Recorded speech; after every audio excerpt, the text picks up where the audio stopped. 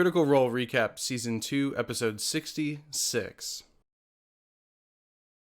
Last week, the Mighty Nein headed out on their moorbounders across the barbed fields, where they fought some gloomstalkers while they continued to make their way north, generally in the direction of Oban, the drow whom they had failed to capture in the city of Rosanna earlier in the week. They managed to find their way to this enormous tree growing in the middle of the desolate fields of the barbed fields. There, many of them climbed it, and at the top they stumbled upon a rock nest who was woken from its slumber by them, and they all jumped out of the tree with slow fall on as the rock gave flight to chase after them.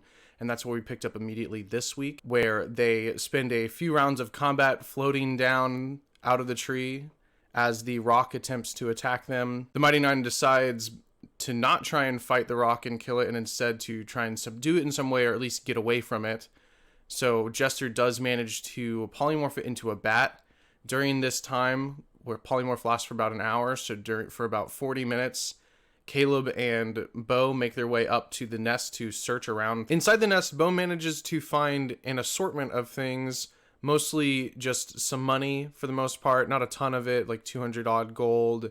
And she also stumbles upon some empty suits of armor that look like the rock had eaten people directly out of their armor, as if they were cracking open a lobster shell. And she also finds a small lockbox. So they hop back up on their moorbounders and escape from this bat that is attempting to follow them but cannot keep up. After a few minutes of travel, they find a place where they can hide out to try and hide from the rock. Rock flies over them a few times but never seems to quite find them, so they successfully escape from the giant 200-foot wingspan bird that was chasing after them.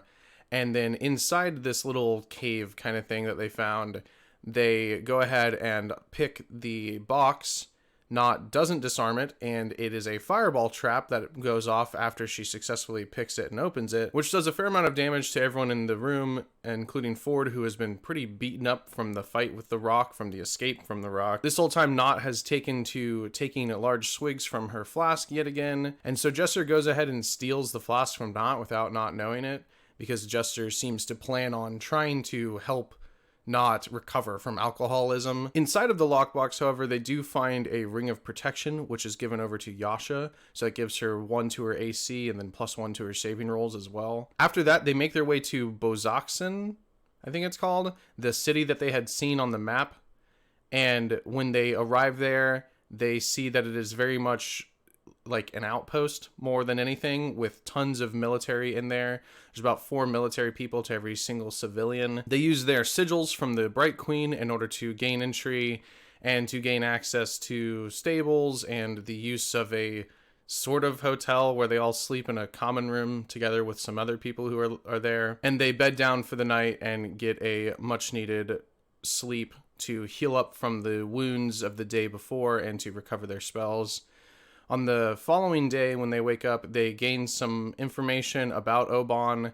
They talk to one of the shopkeepers, whom they buy incense and ivory from for Caleb and Caduceus' spells. Prior to that, Ford and Caduceus had a brief conversation the night before, where he mentions that he believes he had the Wild Mother come to him in his dreams, which is Caduceus' deity that he follows. And Caduceus guided him through some guided meditation and helped Ford relax and find inner peace. And Caduceus looked very enheartened by the fact that Ford is now following or looking to follow the Wild Mother, and this is giving Caduceus the feeling that he is in the right spot and he's still doing what he's supposed to be doing. So he feels a little reinvigorated in his quest. And he does tell Ford that he's looking for a mountain with no snow in front of a salt flat, and that's where they will find this anvil or something that has to do with the Wild Mother. So Ford is now a little bit more invested in Caduceus, and Caduceus likewise is more invested in Ford. They learn that the city that they're in, this little village, that Bozaxen, that the name of the city isn't actually the name of the city, but was the name of the temple that was there, and that this temple is this mini tiered internal cave system with tunnels where abyssal princes used to reside. It is an old temple to the betrayer gods, and the Kreen dynasty has the outpost there specifically to stop the incursions, because abyssal demons still make their way up from these tunnels and come out through the temple. And so this entire fort is basically here to prevent demons from coming out of this pit. And the Mighty Nein figure that Oban is dealing with this in some way, because they have linked him. They believe that he's responsible in some way for the portals, the abyssal rifts that are forming all over the place. So they think that this is probably part of his plan. They debate whether they should go inside of the tunnel or contact him and say, hey, we're here in the north. What do you want us to do now? They end up going with the latter, and he tells them to go 5 or 6 miles west of the city and find a hidden entrance. So that's what they do.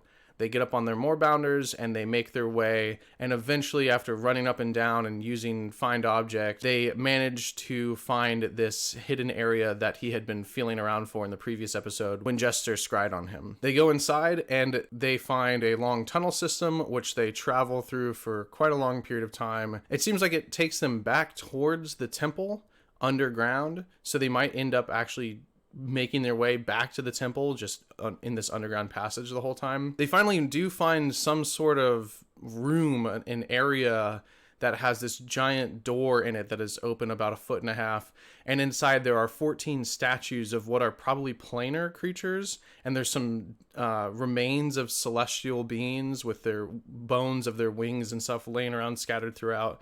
And what it seems like is that these celestial beings had come here way back when, and in order to try and seal this place off.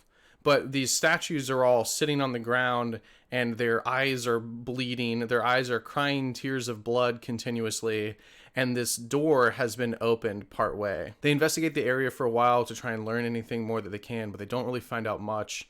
And then they go ahead and decide to make their way through this narrow opening where they're going to have to crawl through. And Not did investigate the area and saw that the person whom they've been following, which they believe to be Oban, because they've seen his tracks in the tunnel every now and then, she can see where someone scrambled underneath. So it does look like Oban did go through there. So Not goes invisible and then goes ahead and crawls through, and that's where this episode ends. So next week we'll pick up immediately finding out what's on the other side of this door where there are all of these crying angel statues kind of guarding it or something. But yeah, that's pretty much it. So thank you for watching, and I'll see you next time.